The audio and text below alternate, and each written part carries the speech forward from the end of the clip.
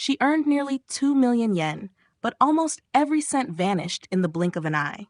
Not on rent, school, or daily needs, but on glittering lights, charming smiles, and emotional highs sold by Tokyo's host club scene. A 20-year-old Japanese college student found herself working at a Soapland, a place known for offering intimate services, just to keep up with her addiction to host clubs.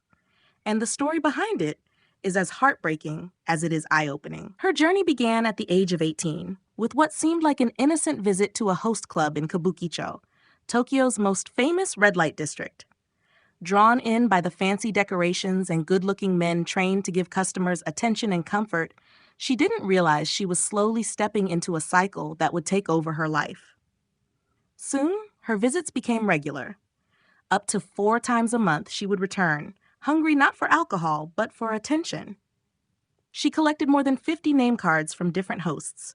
For her, these men weren't just entertainers. They felt like close friends. They listened, they complimented, and they made her feel special. But special came at a cost, a very real cost.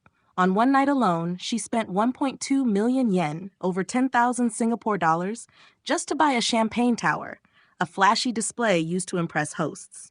She didn't even have the money, but the host, sweet-talking her like she was the only one that mattered, told her, just pay it back next month. And she believed him. To clear her debts and continue funding her emotional need for approval, she began working more and more. First at a girls' bar.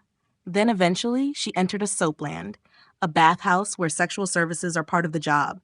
She worked 5 to 6 days a week, served 7 to 8 customers a day, and cried every single night. Despite the pain, she stayed. Why? Because the same host she confided in told her, let's do our best. That little bit of attention kept her going. It wasn't about romance anymore. It was about affirmation. The moment a host noticed her new makeup or said her dress looked cute, her heart fluttered. Over time, she even admitted that she couldn't see normal guys as potential boyfriends anymore. Standards set by the hosts, although fake, were too high. She didn't believe she'd ever marry one, but said she still wanted to stay on good terms with them.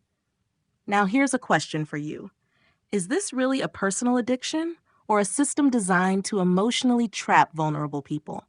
And how should society step in when fantasy becomes more powerful than reality? If you find this interesting, don't forget to like, share, and subscribe to our channel, 2230.